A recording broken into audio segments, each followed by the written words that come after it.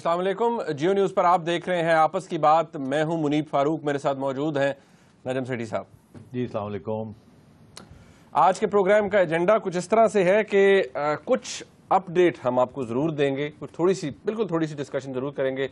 हुकूमत का जो डायलॉग हो रहा है तहरीक तालिबान पाकिस्तान से, मुझे पता है आपको बिल्कुल पसंद नहीं है, लेकिन क्योंकि हम करंट अफेयर्स को भी डिस्कस करते हैं तो इस हवाले से थोड़ी सी बात ज़रूर होगी। आगे चल के हम थोड़ी सी बात इसी हवाले से करेंगे कि आज जो पाकिस्तान पीपल्स पार्टी के चेयरपर्सन बिलावल भुट्टो जरदारी साहब ने कितनी क्लैरिटी के साथ स्पीच दी है, बात की है, कम देखने को मिलती है ऐसी स्पीच, उसके हवाले से एक ब्रीफ डिस्कशन करेंगे। बलूचिस्तान के अंदर हुकूमती मशीनरी और जो सिविल इंतज़ामिया है उसके लोगों को अगवा कर लिया जाता है और ये प्रैक्टिस काफ़ी आम है।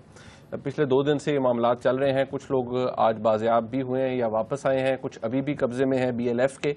लेकिन इसके ऊपर भी एक डिबेट, एक डिस्कशन छोटी सी ज़रूर होनी चाहिए कि एक्चुअली जब IGFC कहते हैं सेनेट की कायमा कमेटी के सामने तो उनका बयान बहुत मुख्तलिफ होता है। प्राइम मिनिस्टर एक सियासी स्टेटमेंट देते हैं तो वो कहते हैं नाराज़ बलोच जो हैं उनसे बात की जाए। ये दोनों की जो इतनी एक्सट्रीम पोजीशंस हैं, गवर्नमेंट की, एग्जीक्यूटिव की और जो वहाँ पर FC है उनके, मेजर जनरल साहब की, इसके अंदर कौन सही है और कौन कितना गलत है, इस हवाले से बात होगी। पाकिस्तान की मईशत के जो हालात हैं, जितनी इस्लाहात इस गवर्नमेंट ने ली हैं, जितने रिफॉर्म्स ये करने की कोशिश कर रहे हैं, सवाल जो एक सड़क पे खड़ा हुआ आम आदमी मेरी तरह को यही पूछता है कि जनाब इसका फ़ायदा मुझे कब होगा? आप तो ये कर रहे हैं, ये IMF भी हो रहा है, सब कुछ हो रहा है, प्राइवेटाइजेशन भी करना चाह रहे हैं, तो इसका फ़ायदा मुझे क्या होगा? प्राइवेटाइजेशन के ऊपर भी तहरीक इंसाफ ने बहुत एहतजाज किया है, पीपल्स पार्टी एहतजाज कर रही है, इस हवाले से भी बात होगी। सो नजीम साहब, we have a lot on the agenda as usual। अच्छा, वैसे एक बात, ये डन है, मतलब कोई क्रिकेट शिकेट हमारे साथ नहीं? मैं फिर कहूंगा मतलब ये अपना घर है ना, यहाँ तो बात करें ना। नहीं, बात हो गई थी ना, यहाँ इस प्रोग्राम में क्रिकेट की बात नहीं होगी। अब आप वैसे दिल बड़ा जलता है कि आप हर जगह बैठ के बात कर लेते हैं। ठीक है ना, तो पहले यहीं बात होती थी, अब हर जगह पे बाकी बात होती है, ये बेहतर है। तो फिर हर जगह हो रही है तो यहाँ भी हो जाए। नहीं, देखिए वो उनका मौक़िफ़ सही है। वो कहते हैं जी आप यहाँ बैठ के सारी बातें जो है सुनने वाली जो है क्रिकेट के, वो आप कर देते हैं एक प्रोग्राम के ऊपर जो कि जियो एक चैनल को अनफेयर एडवांटेज मिल जाता है। तो ये सामने रखते हुए मैंने ये फैसला किया इस प्रोग्राम में नहीं होगा, बाहर करेंगे, बाकी चैनल पे हम करेंगे क्रिकेट की बात। और अगर यहाँ करनी है इस प्रोग्राम में नहीं करेंगे। वैसे अगर कोई बीपर शीपर होता है या कोई स्पेशल इंटरव्यू होती है जो कि बाकी भी करेंगे, वो दैट्स ओके, बट इस प्रोग्राम में let's stay away from cricket. हाँ, अगर कोई ऐसा इमरजेंसी हो जाती है, कोई ज़बरदस्त डेवलपमेंट हो जाती है जिसके ऊपर इमीडिएटली रिएक्शन देना है, उस पर क्लैरिफिकेशन देनी है कुछ, तो वो एक एक्सेप्शंस कभी हो सकते हैं, but in principle no, don't raise this again. Okay, चले, मैंने कोशिश, I just tried my luck. ये एक बात थोड़ी सी आज हमने ब्रीफली करनी है क्योंकि मुझे पता है लोग तंग आ जाते हैं तालिबान के सारे इश्यूज है, लेकिन ये एक बहुत बड़े अहमियत का, वो क्रिकेट से नहीं तंग आ रहे। मैं तो कह रहा हूँ किसी तरीके के साथ ये क्रिकेट का मामला खत्म हो, मैं काम करने लगूं। वो आजकल तो मुझे हेडलाइंस आपका खाते नहीं खाते मैं हर जगह पे थक गया हूँ मैं। चले कोई नहीं, ये भी तो है। एक बात नजम साहब, ये जो कही जा रही है, आप आज एक मशाइख कॉन्फ्रेंस थी लाहौर के अंदर, जितने उलमा कराम थे मौजूद थे, मौलाना समीउल हक साहब भी लाहौर तशरीफ लाए हुए थे, तालिबान की सालिसी कमेटी के अंदर वो मौजूद हैं। वहाँ पर जो एक रिजॉल्व सामने आया वो ये थी, सबसे पहले बुनियादी डिमांड ये कि सीज फायर किया जाए, ना सिर्फ तालिबान करे, हुकूमत पाकिस्तान की अफवाज की तरफ से भी हो, और साथ ही ये भी कहा गया कि अगर आप ये मुज़ाकरात नाकाम भी हो जाते हैं तो फिर भी ताकत का इस्तेमाल जो है वो ना किया जाए। मेरा इसके ऊपर कंसर्न है कि ये पॉलिसी क्यों करी, अगर हम फारग भी हो जाते हैं तो फिर भी मतलब ताकत का इस्तेमाल ना करें। मैंने तो नहीं सुना कि एग्जैक्टली मैंने सुना है, मैं आपको बता रहा हूं। अब इसमें पहली बात ये कि सीज फायर हो जाए दोनों साइड से, बिल्कुल 100% सही बात है। सिर्फ इसमें थोड़ी सी तब्दीली मैं करना चाहूँगा, वो ये कि हमारी से मुराद ये है कि फ़ौज या गवर्नमेंट की तरफ से तो ऑलरेडी सीज फायर है, वॉर तो वो कर रहे हैं, तो ये कहना कि दोनों की तरफ से सीज फायर हो जाए, सीज फायर तो है इधर से, उधर से नहीं है, तो इस हकीकत को भी तस्लीम कर लेना चाहिए, पहली बात। दूसरी बात ये है कि ये कहना कि जी अगर मुज़ाकरात फेल भी हो जाते हैं तो फोर्स का इस्तेमाल नहीं करना चाहिए, اور یہ خصوصاً ان کا مطلب یہ ہے کہ پاکستان آرمی چپ کر کے بیٹھی رہے. تو پھر ان سے سوال یہ پوچھا جائے کہ اگر پاکستان آرمی پہ اٹیک ہوتی ہے تو چپ کر کے بیٹھی رہے, اگر سویلینز کے اوپر اٹیکس جو ہو رہی ہیں چپ کر کے بیٹھی رہے, اگر منسٹرز کے اوپر پولیس کے اوپر اٹیکس ہو رہی ہیں چلتی رہیں تو چپ کر کے بیٹھے رہیں. تو پھر آگے چلیں, why don't you just hand over everything to them, چپ کر کے بیٹھے رہیں. تو یہ بالکل غلط بات ہے. اوکے ٹھیک ہے, you feel this is erroneous. ایک بات, آج رحیم اللہ یوسف زئی صاحب دا نیوز سے ان کا تعلق ہے, ریزیڈنٹ ایڈیٹر بھی ہیں دا نیوز کے, حکومتی کمیٹی کا ایک بہت اہم حصہ ہے رحیم اللہ یوسف زئی صاحب, اور آپ نے بھی کہا ان کو انڈرسٹینڈنگ بھی ہے. آج انہوں نے جب بات کی جیو سے تو انہوں نے یہ کہا کہ جی ہماری بھی کوشش ہے, ہم طالبان سے ارج کریں گے کہ آپ یہ کاروائیاں بند کریں. ساتھ ہی انہوں نے ایک انٹرسٹنگ بات یہ کی کہ ہم کوئی غیر آئینی مطالبہ نہیں مانیں گے طالبان کا.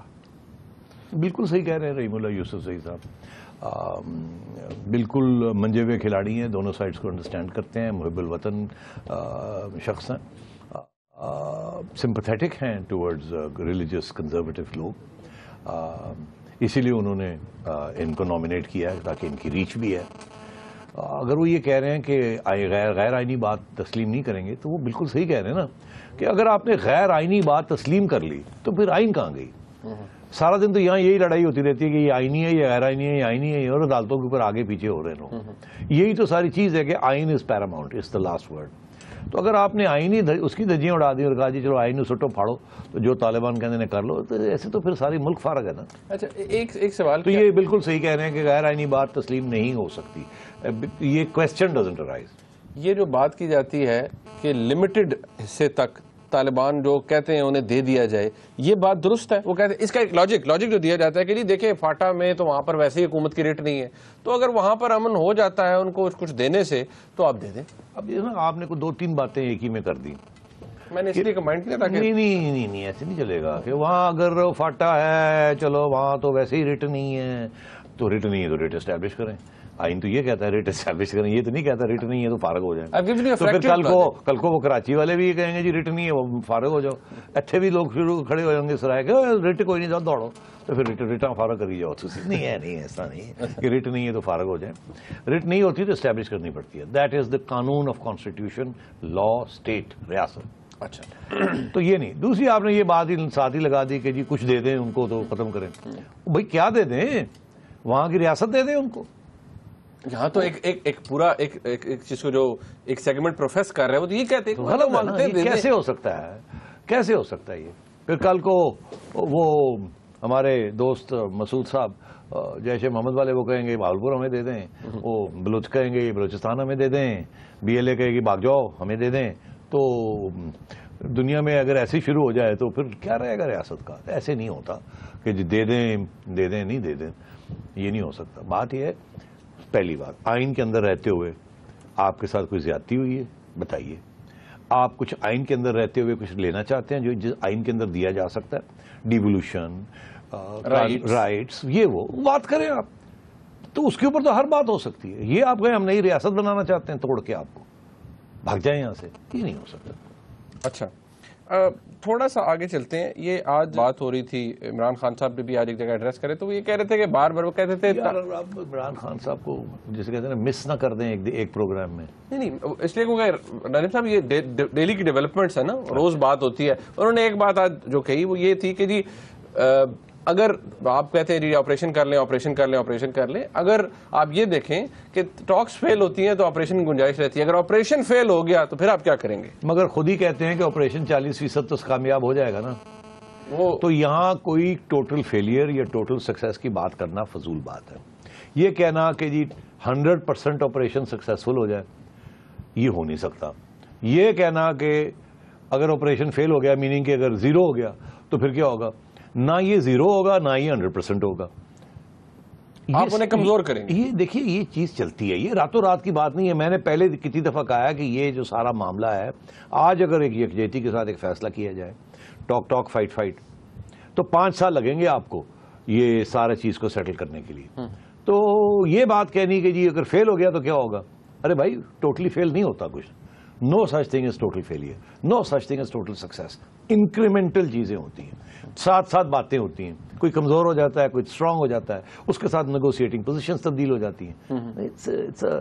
دس از اے 5 year پروجیکٹ. یہ راتوں رات بٹن دبانے والا پروجیکٹ نہیں ہے. فیل ہو گیا، سکسیسفل ہو گیا. اوکے، تو ایسے نہیں ہو سکتا.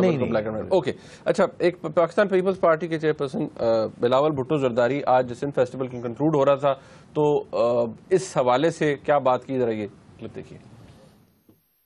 آپ کہتے ہیں مذاکرات کریں، ضرور کریں، لیکن کیا ہوگا؟ سوات میں کیا ہوا؟ کیا صوفی محمد کو قوم بھول گئے ہیں؟ کیا قوم کو یاد نہیں رہا کہ پاکستان پیپلز پارٹی کی حکومت نے سوات میں کیسے اپنی رٹ قائم کی تھی؟ میں جانتا ہوں کیا وہ لکھیں گے جواب میں. ان کا جواب میری پاکستانی قوم کا، ان کا جواب میری قوم کے معصوم کے لہو میں لکھا جائے گا. رنجن صاحب، ایک بات کہی جاتی ہے کہ جتنی کلیئرٹی سے پاکستان پیپلز پارٹی ہے اس کی قیادت بولتی ہے، پاکستان کی بڑی کم جماعتیں، ایم کیو ایم ہے وہ بولتی ہے، A N P to the extent بولتی ہے، لیکن اتنی کلیئرٹی سے کوئی نہیں بولتا. اس کی وجہ کیا ہے؟ کیا یہ کہ دیکھیے، وہ تو بات انہوں نے صحیح کہی ہے. سوات آپریشن ان کی حکومت کے دور میں ہوا، مگر اس سے پہلے میرا خیال ہے زرداری صاحب پہلے ہی چاہتے تھے آپریشن، مگر فوج تیار نہیں تھی اور اپوزیشن بھی بڑی تھی. پھر اس لیے انہوں نے وہ نہیں کیا. پھر پارلیمنٹ میں گئے، آپ کو یاد ہوگا، پارلیمنٹ نے کہا نہیں، امن ہوگا، امن کی مذاکرات ہوں گے. وہ نظام عدل ریگولیشن آئی تھی، تو زرداری صاحب 1 ماہ لے کے بیٹھے رہے اس کو. پھر انہوں نے جب یہ کامیاب نہیں ہوا تو پھر پارلیمنٹ نے خود ہی کہا کہ نہیں، اب پہ جاؤ. پھر زردیہ آگے بڑھے. تو میں سمجھتا ہوں وہاں بھی یہ اتفاق کی بات تھی، تو جو انہوں نے کنسنسس کر کے آگے بڑھے. میاں صاحب کی بھی یہی کوشش ہے کہ کنسنسس کریٹ ہو جائے، مگر اس وقت عمران خان صاحب کی آواز اتنی بلند نہیں تھی اور میاں صاحب کی آواز بھی اتنی بلند نہیں تھی. اور ایک دوسری بات یہ تھی کہ میڈیا، جب یہ فائنلی آپریشن ہوا تو سارا پاکستان کا ایک ہی فیصلہ تھا، میڈیا کا بھی اور پارلیمنٹ کا بھی، اس لیے پھر وہ سوات آپریشن ہوا اور سوات آپریشن سکسیسفل تھا. اپارٹ فرام جماعت اسلامی انہوں نے مخالفت بعد میں کی نا، ادھرنے چڑھنے قاضی صاحب دیتے رہے. ٹھیک. اچھا رنجن صاحب، اب میرا پہلے آ جاتے ہیں ذرا معیشت کی طرف نا، اکانومی کی طرف، ذرا پرائیویٹائزیشن کی طرف. ایک رپورٹ ہے، میں چاہتا ہوں ذرا آپ دیکھ لیں. بنیادی سوال عام آدمی کا، میرے جیسے آدمی کا، اس رپورٹ کے اندر.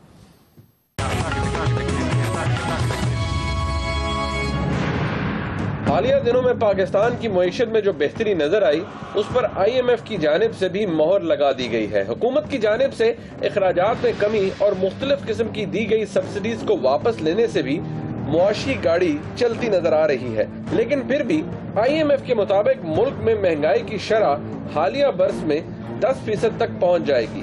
لیکن اسحاق ڈار صاحب کا کہنا ہے کہ حالیہ 7.9% شرح مہنگائی بڑھے گی، لیکن 10% تک نہیں جا سکتی. دوسری طرف گزشتہ سال اکتوبر میں حکومت نے steel mills, Pakistan international air lines, Pakistan state oil سمیت تقریباً 31 حکومتی اداروں کی نجکاری کی منظوری دے دی تھی. اس کے بعد اپوزیشن کی جانب سے بھرپور احتجاج نظر آیا. ایک طرف پیپلز پارٹی اور دوسری طرف تحریک انصاف کی جانب سے تنقید کی جا رہی ہے، جس میں سارے عمل کی شفافیت پر بھی سوال اٹھایا جا رہا ہے. تو دوسری طرف یہ الزام بھی لگایا جا رہا ہے کہ یہ سب حکومت کے حامی سرمایہ کاروں کو نوازنے کے لیے کیا جا رہا ہے. سوال یہ ہے کہ پرائیویٹائزیشن کے ضمن میں ہونے والی اس تنقید اور الزامات کے بعد کیا نجکاری کا عمل مکمل ہو جائے گا؟ اگرچہ کہا تو جا رہا ہے کہ معاشی حالات بہتری کی طرف جا رہے ہیں، لیکن سوال یہ ہے کہ اس کے اثرات عام شہری تک کب پہنچنا شروع ہوں گے؟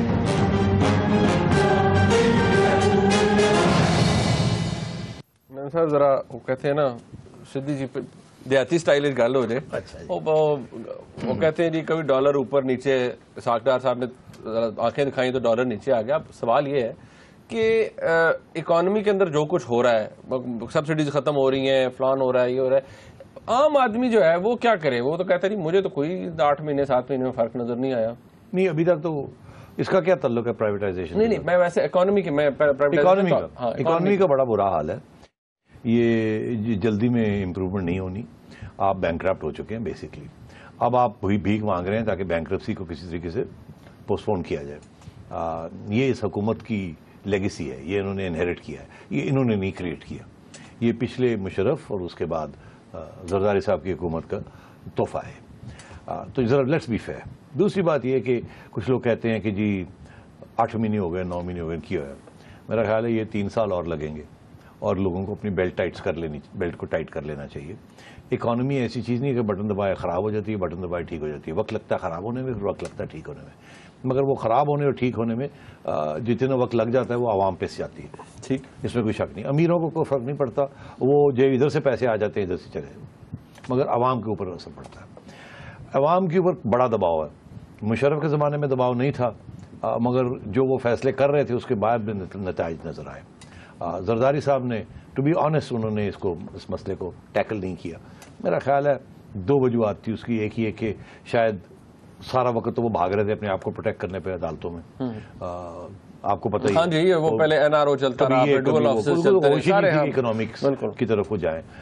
مگر اگر وہ گئے بھی تو زیادہ وہاں ان کی کوئی ایکسپرٹیز نہیں تھی, کوئی وہاں کو اچھے فیصلے نہیں ہو پائے. سو بیسکلی یہ لوگ اب آئے ہیں, انہوں نے فیصلے تو صحیح کیے, اس میں کوئی شک نہیں ہے, مگر وقت لگے گا.